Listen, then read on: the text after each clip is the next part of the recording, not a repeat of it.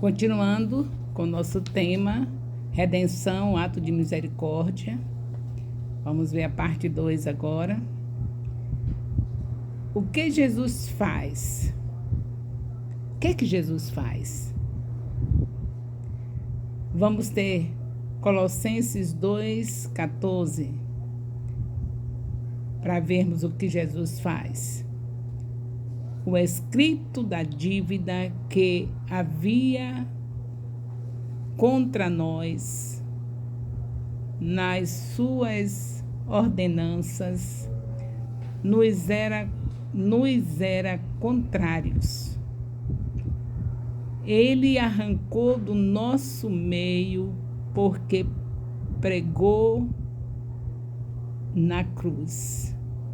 E nosso problema de uma dívida, e essa dívida nos fez cair na escravidão.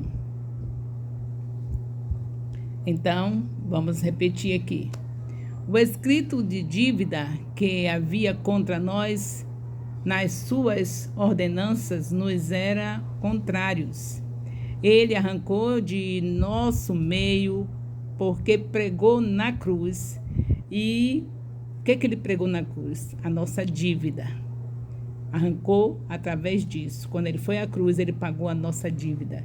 E o nosso problema de uma dívida, e essa dívida nos fez cair na escravidão. O nosso problema era uma dívida, essa dívida nos fez cair na escravidão. Mas o Senhor, como diz Colossenses 2:14, sobre isso. E agora vamos ver Colossenses 2:15, continuando. Ele despojando os principados, onde nós estávamos presos, despojando os principados e as potestades que nós estávamos presos neles, escravizados por eles. Então, publicamente os expôs ao desprezo, triunfando sobre eles na cruz. Jesus venceu potestades e principados que estavam nos escravizando com essa dívida que nós tínhamos, com essa natureza pecaminosa que nos fez ficar presos a esses potestades e principados. Esse verbo despojar significa que quando um exército vencia o outro, tudo que estava no poder do exército vencido passava para a mão do vencedor.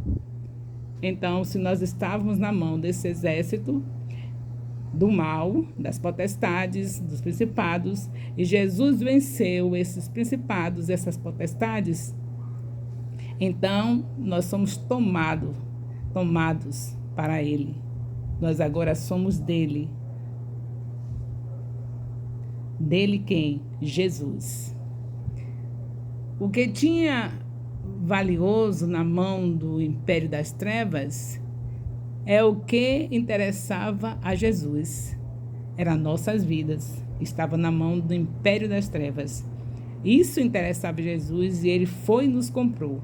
Quando foi pregado naquela cruz, ele nos comprou. Venceu as potestades e nos tomou para ele. Nós somos agora escravos dele. Mas escravos que são tratados como filhos. Quando você diz que é servo de Jesus, a palavra servo quer dizer escravo, mas só que nós somos tão abençoados, tão amados, que somos considerados como filhos.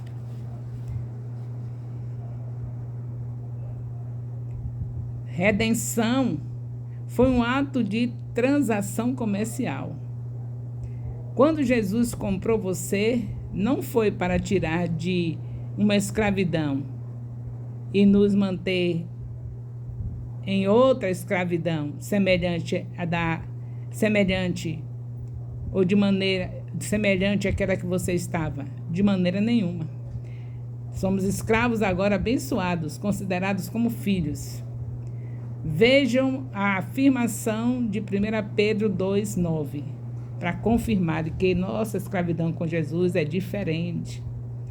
Veja o que é que nós somos. Ele nos comprou e nos fez geração eleita, a nação santa e sacerdote real, o povo adquirido, propriedade exclusiva de Deus. Foi isso que Jesus fez conosco, quando ele deu a sua vida ali na cruz. Ele pagou a nossa dívida e nos fez essa nação santa, essa geração eleita, essa propriedade exclusiva dele, que nós somos. Agora nós temos também o apóstolo Pedro, na primeira carta dele, e no capítulo 1, no versículo 18 e 19, dizendo: não foi com prata ou com ouro que nós somos comprados. Nós somos comprados de uma maneira muito mais séria, não foi prata nem ouro. Fomos comprados, resgatados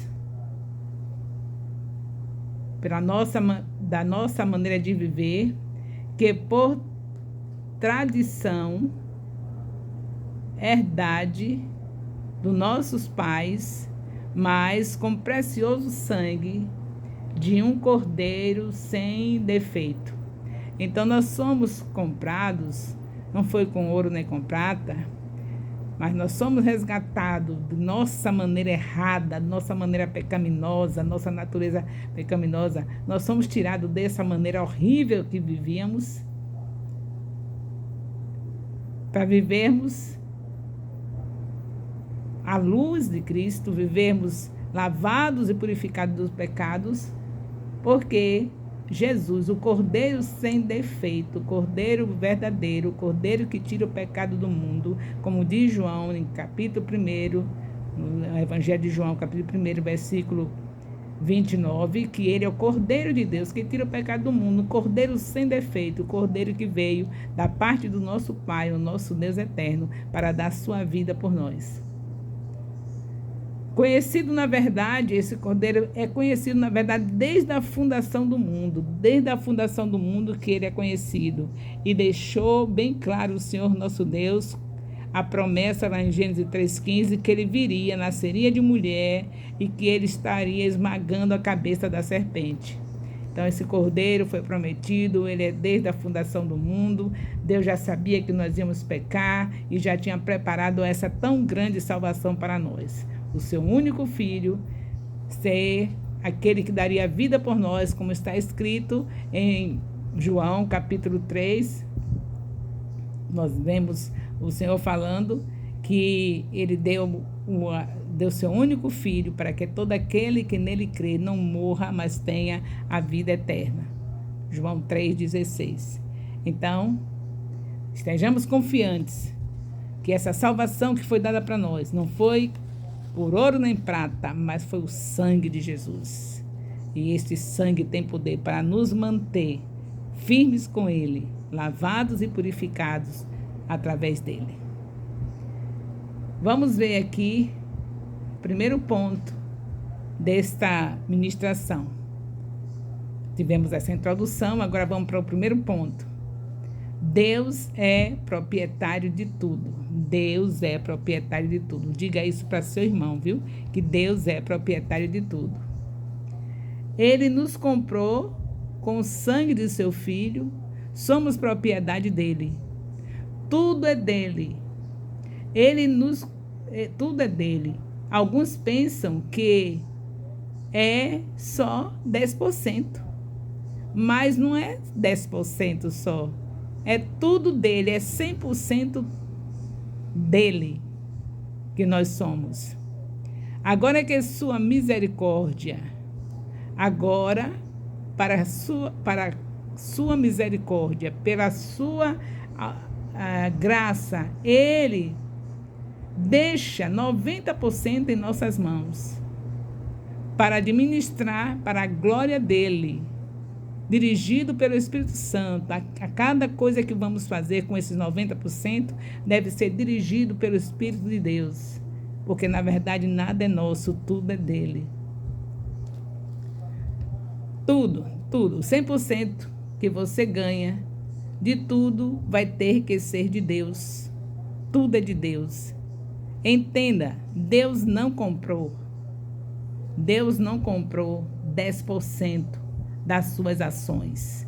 Deus comprou você por inteiro. Ele comprou 100%.